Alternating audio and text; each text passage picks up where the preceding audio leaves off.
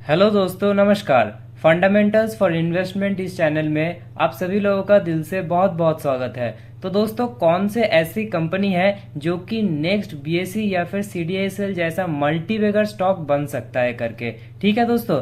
तो उस स्टॉक पे जाने से पहले हम लोग पहले उस कंपनी का जो क्लाइंट बेस है उसको थोड़ा बहुत स्टडी करने की कोशिश करेंगे।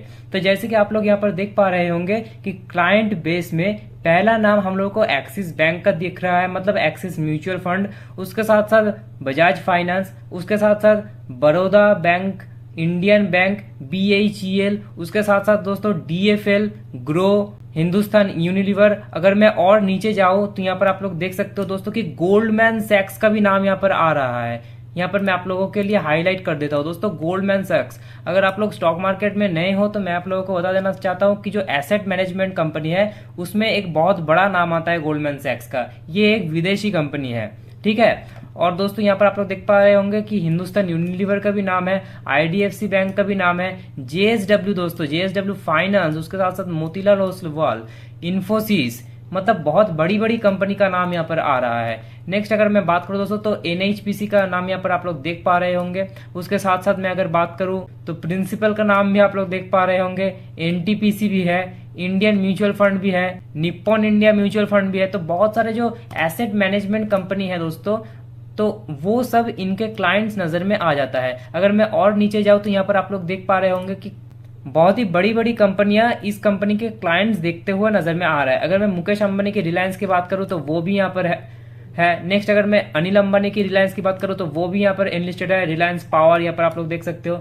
उसके साथ साथ दोस्तों यूटीआई म्यूचुअल फंड, ये एक बहुत बड़ा नाम है यूटीआई का, ये भी इसके साथ इनके क्लाइंट्स नजर में आ रहे हैं। नेक्स्ट अगर मैं बात करूं दोस्तों तो यहाँ पर आप लोग विप्रो का नाम भी देख सकते हो, एसीएसए ग्रुप का नाम भी देख सकते हो, और सुजलॉन एनर्जी इसका भी नाम देख सकते हो। मतलब दोस्तों बहुत ही बड़ी बड़ी कंपनी, इस कंपनी का क्लाइंट्स हम लोगों को देखता हुआ नजर में आ रहा है। नेक्स्ट अगर मैं बात करूं, हम लोग ट्रेडिशनल मेथड से इस कंपनी का जो बैलेंस शीट है उसको भी थोड़ा बहुत स्टडी कर लेते हैं। मैं आप लोगों को एक चीज बता देता हूँ कि ये एक न्यू एज कंपनी है, मतलब अभी फिलहाल में ही मार्केट में लिस्ट हुआ है, 1 साल हुआ है, इसीलिए जो डेटा है बहुत ही कम पब्लिक डोमेन में अवेलेबल है। जैसे कि आप लोग यहाँ पर देख पा रहे होंगे कि जो बैलेंस शीट है उसमें सिर्फ और सिर्फ 2 साल का डेटा अवेलेबल है। अगर मैं बात करूं रिजर्व एंड सरप्लस की तो यहाँ पर आप लोग देख पा रहे होंगे कि 23 में 701 करोड़ का रिजर्व एंड सरप्लस था, और फिलहाल 24 में 970 करोड़ का रिजर्व एंड सरप्लस नजर में आ रहा है। बोरोइंग्स मतलब लॉन्ग टर्म बोरोइंग जीरो नजर में आ जाता है, जो कि कोई भी कंपनी के लिए बहुत ही अच्छी बात है। शॉर्ट टर्म बोरोइंग्स की अगर मैं बात करूं तो यहाँ पर आप लोग देख पा रहे होंगे कि जीरो नजर में आ रहा है। नेक्स्ट अगर मैं कैश एंड कैश इक्विवेलेंट की बात करूं दोस्तों तो यहाँ पर जैसे कि आप लोग देख पा रहे होंगे कि नियर अबाउट 237 करोड़ का कैश एंड कैश इक्विवेलेंट इस साल मतलब 2024 में नजर में आ रहा है। उसके साथ साथ मैं अगर 23 की बात करूं तो सिर्फ 72 करोड़ था, और वो जम करके 237 करोड़ हुआ, मतलब एक अच्छा खासा जम हम लोगों को कैश एंड कैश इक्विवेलेंट में नजर में आ रहा है। तो चलिए दोस्तों, नेक्स्ट हम लोग बढ़ लेते हैं एफआईआई डीआईआई डेटा की तरफ। तो दोस्तों यहाँ पर आप लोग देख पा रहे होंगे कि जो प्रमोटर्स होल्डिंग है वो नियर अबाउट 33.1% है। एक बार चेक कर लेंगे कि कोई प्लेस्ड शेयर्स है कि नहीं। तो मैं आप लोगों के लिए हाईलाइट कर देता हूँ कि प्लेस्ड शेयर्स 0 है, जो कि बहुत ही अच्छी बात है। एफआईआई डीआईआई डेटा की अगर मैं बात करूँ तो एफआईआई बढ़ के 16.7% से 22.8% हो चुका है, और अगर मैं डीआईआई की बात करूं तो 21% से 21.5 हुआ है। और अगर मैं पब्लिक की बात तो नियर अबाउट 22.7% के साथ वर्क करता हुआ नजर में आ रहा है। मतलब एक डिसेंट एफआईआई डीआईआई और पब्लिक डेटा अवेलेबल है कंपनी के अंदर, ये हम लोग कह सकते हैं। तो चलिए बढ़ते हैं इस कंपनी के quarter on quarter basis result की तरफ।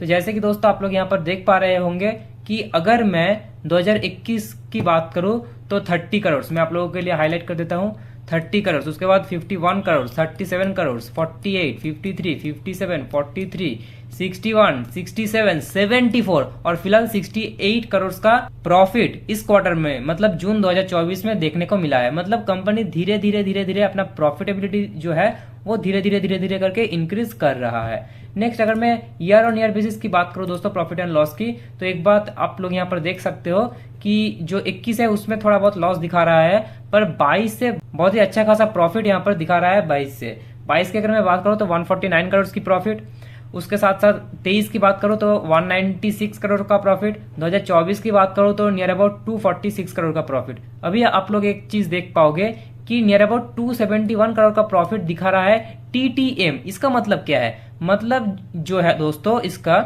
ये है कि ये एडजस्टेड प्राइस है। मतलब फिलहाल आप लोगों को पता है कि जो जून का क्वार्टर का रिजल्ट है वो हर किसी कंपनी का आ चुका है, और ये सिर्फ जून का क्वार्टरली रिजल्ट को देख के एस्टिमेटेड रिजल्ट है 25 के लिए। मतलब 24-25 का जो ईयरली रिजल्ट है उसको एस्टिमेट कर दिया गया है जून के क्वार्टर बेसिस रिजल्ट के चलते, है ना।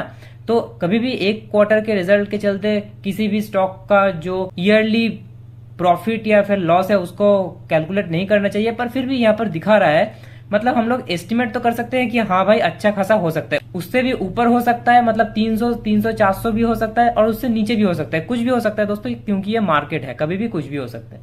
नेक्स्ट अगर मैं दोस्तों बात करूं कि स्टॉक का नाम क्या है, तो मैं आप लोगों के सामने ये रखना पसंद करूंगा कि ये स्टॉक का नाम केफिन टेक्नोलॉजीज लिमिटेड है।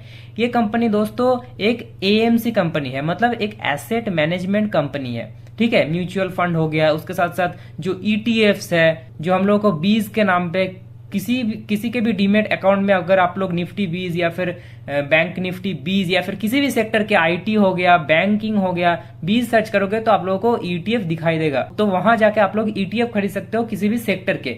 ETF खरीदना मतलब कोई भी सेक्टर को खरीदना, ना कि कोई पर्टिकुलर स्टॉक को खरीदना, ठीक है। मैंने एक छोटा डिस्क्रिप्शन दिया, पर एक कॉम्पैक्ट डिस्क्रिप्शन दिया जिससे कि आप लोगों को समझ में आ सकता है कि ETF क्या है।